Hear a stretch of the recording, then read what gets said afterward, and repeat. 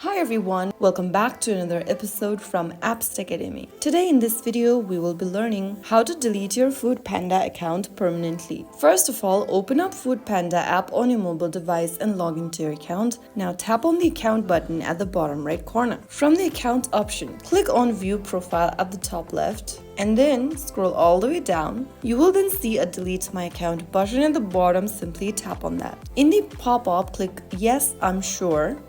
If you proceed to delete your account, all of your account and your information will be permanently deleted and you won't be able to retrieve it again. You will lose access to your credit balance on your e-wallet, any other unused valid vouchers, history and information as well. If you're sure you'd like to delete, click on Yes, I'm sure, and your account now has been deleted.